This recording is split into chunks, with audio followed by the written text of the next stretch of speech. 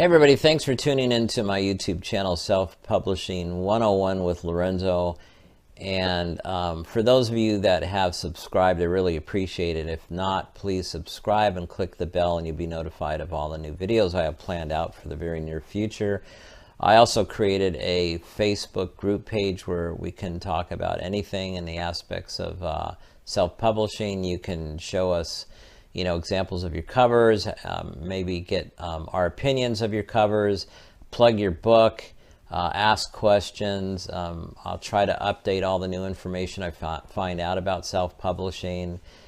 Things are changing rapidly. It's a great time to be a writer, an author, and it's getting easier and easier to get your book for sale on Amazon and other platforms. And we'll talk about platforms also because it's an important way to spread your book to a larger base. But today we're going to talk about page numbering. So the first set of videos we talked about how to find a cover for your book for free, a good cover, a nice cover, how to actually design your cover and put your title and so forth on the cover and get it saved so that you can go over to KDP and then actually create the front and back cover.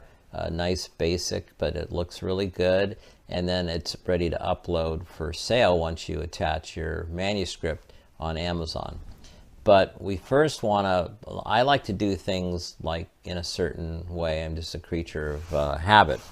I like to write my book on a page 8.5 by 11. I like to do all my editing, spell checking, edit,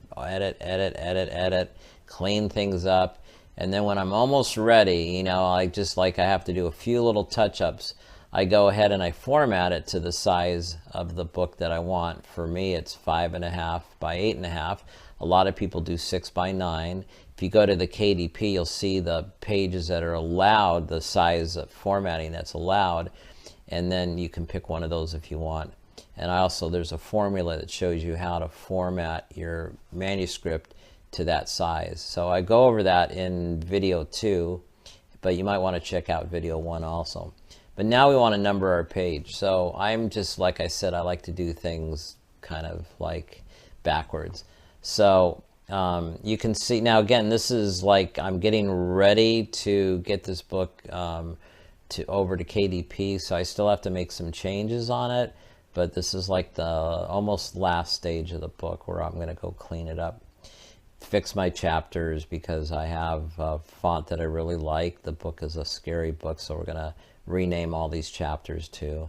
But anyway, this is where I want to start page 1. So let's just go back to the very top. I don't want to start it there. I don't want to start it there. You can start it anywhere you want. You can even start it at chapter 1 if you want. I like to start it right here. So there's chapter 1, but we have 2 or 3 pages in front of that. So here's how we're going to fix that. You're going to go to page layout at the very top of your Microsoft Word document. You're going to click that and go over to the right to where you see breaks, and then click breaks. If you see that, click it and then click next page. Then you want to go to insert again at the very top page and go to the right and follow it till you see page number. I'm just going to pause a sec so you can catch up with me. I like to listen to the videos and not have to watch them on YouTube, and try to follow him or her while I'm trying to accomplish what they're teaching me or instructing me to do. So I'm hoping we can do the same thing with my videos. But if not, you can go back and look at this a few times. So we're going to go to page numbers, and then we have options. We have top of page. We have, let's zoom in here. We have top of page, bottom of page, page margins, current position, so on and so forth. But for now, we're going to go into, for me, I like to use top of page. So it gives you, where do you want it on your top of your page? Do you want it on the left side, the center, or the right side? And the same would go for the bottom. If you want your page numbered at the bottom, you go, do you want it at the left side of the bottom, the center, or the right side of the bottom? And you can see these boxes. But we're going back to top of page, and we're going to go, we want it on page 1 to start here, top center. So now that you see that, don't even really play around with the document, just leave it there. Go to link to previous, you see that's highlighted, and just click that. And now it's not highlighted. Then go up, and you're going to see your page 1 again appear. So we want to go and we want to get rid of that. So we're just going to left click and drag and then highlight it, and then we're going to hit delete, and we're also going to backspace and get rid of that period. I don't want to confuse you, but if you go above that, you're going to see like page 5 or something like that pop up. Let's see. Nope, there's no other numbers, so that's good. So we should have page 1 and 2 and 3 and so forth, which is how we want it. So now what you do is you go again to the link to previous, and you click that, and then you go to close the header footer. So let me just hope you can catch up with me. You're going to go and you see it red when you highlight it, and we want to click that.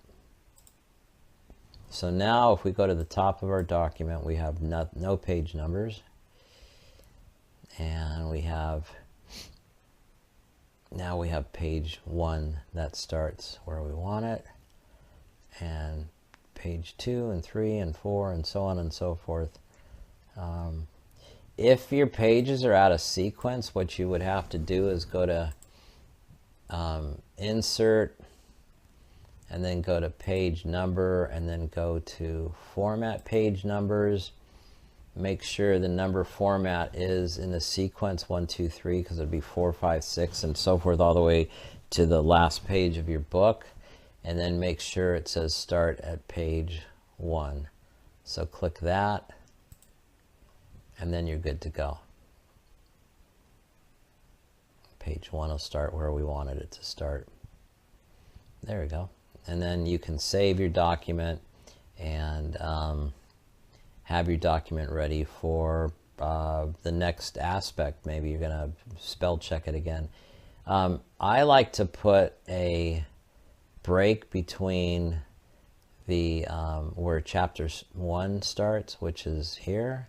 So what I'm going to do to make a nice clean break is I'm going to go to the last line. Here's page 1. And I'm going to go to the very last line with my cursor and click it.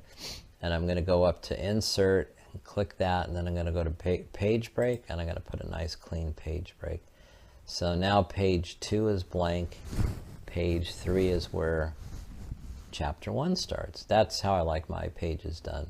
Then again, you would go in and save it, you know, as maybe page, number paged, name of your book and today's date, you know, or formatted, finished, or whatever, however you want to do it.